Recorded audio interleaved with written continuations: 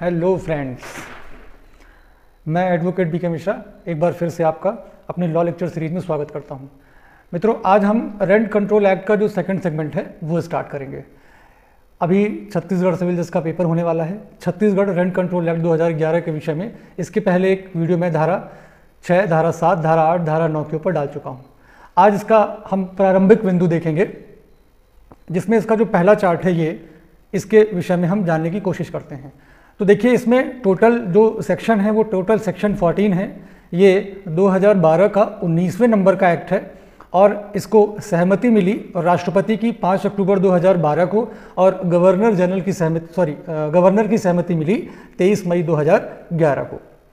ये अधिनियम लागू हुआ 6 नवंबर 2012 को। ये इम्पॉर्टेंट है आपके प्रीलिम्स के हिसाब से, इसको आप ध्यान रखिएगा। फिर परिभाषा खंड जो है सेक्शन 2 में बताया गया है। अब आइए कुछ परिभाषाओं को भी देख लें। सारी परिभाषाएं हमारे प्रीलिम्स के हिसाब से इंपॉर्टेंट नहीं है, कुछ ही हैं, उनके विषय में जानते हैं।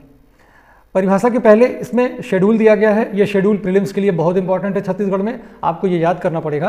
तो 2 बातें किराएदार के संबंध में और 2 बातें मकान मालिक के संबंध में। टेनेंट्स एंड लैंडलॉर्ड्स की राइट्स के विषय में बात की गई है। लैंडलॉर्ड और टेनेंट्स के ऑब्लिगेशन के विषय में बात की गई है। ये आपको, ये 1, 2, 3, 4 के सीरियल पे है, ये आपको ऐसे ही याद कर लेना है। 1, 2, 3 और शेड्यूल नंबर 4, ये आपको ऐसे ही याद करना है। यहाँ से प्रीलिम्स में सवाल बनता है, सो इसको अच्छे से पढ़ के जाइएगा आप लोग।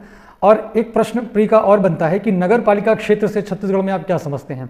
तो नगर पालिका क्षेत्र से छत्तीसगढ़ में राज्यों में जो जिला मुख्यालय होगा वो क्षेत्र कवर होता है। ये भी इंपॉर्टेंट है प्रीलिम्स के हिसाब से, इसको भी आप लोग एक बार देख के जाइएगा। फिर इसके डिफिनीशन क्लॉज में आते हैं। तो सेक्शन 2 सब क्लॉज 1 में अकोमोडेशन, वास सुविधा के विषय में बताया गया है। तो वास सुविधा में क्या नहीं आता, ये इंपॉर्टेंट है, ध्यान रखिएगा।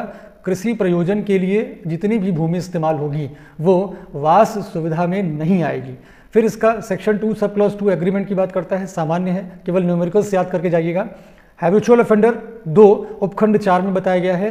तो 12 महीने की कालावधि में अगर कोई किराएदार 3 महीने का किराया या 3 बार किराया देने में असफल हो जाता है तो उसको इस एक्ट के अंतर्गत हैबिचुअल डिफॉल्टर घोषित कर दिया जाएगा।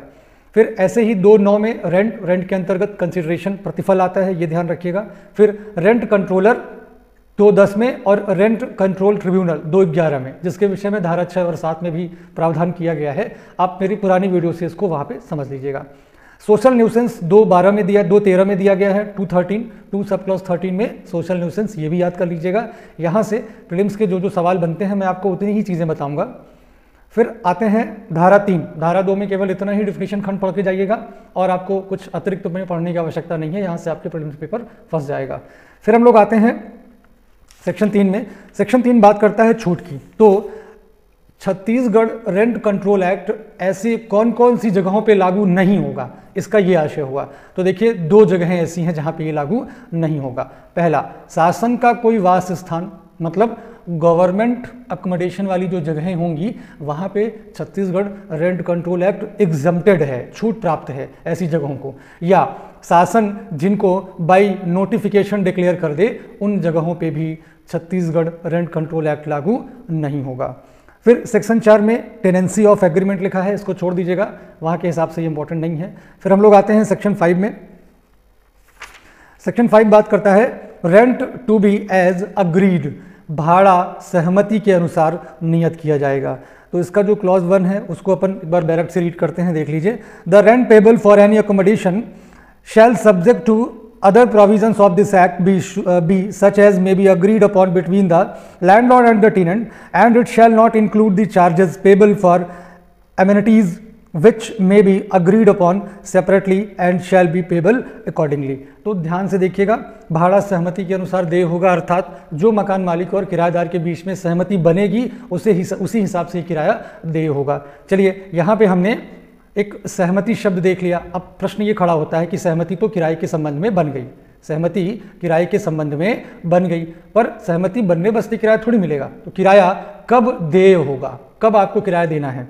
तो धारा 5 का जो उपखंड 2 है वो इंपॉर्टेंट है, वो ये कहता है जबकि अन्यथा सहमति ना हो तब प्रत्येक किराएदार भाड़ा किराए का भुगतान ठीक अगली माह जिस माह के लिए भाड़ा देय हो के 15वें दिन तक देय होगा। इसका आशय ये हुआ अगर सब क्लॉज 1 के अंतर्गत मकान मालिक और किराएदार अर्थात लैंडलॉर्ड और टेनेंट के बीच में कोई सहमति, कोई एग्रीमेंट बन गया है तो किराया उसी हिसाब से देय होगा। लेकिन अगर सहमति नहीं बनी है तो देखिए, केवल आप इतना याद करके जाइएगा, अगले माह के 15वें दिन आपको किराया देना है। जैसे इस माह का किराया है, फरवरी महीना चल रहा है, तो फरवरी महीने का किराया मार्च महीने की, जो मार्च का महीना आएगा उसके 15 तारीख तक आपको दे देना पड़ेगा।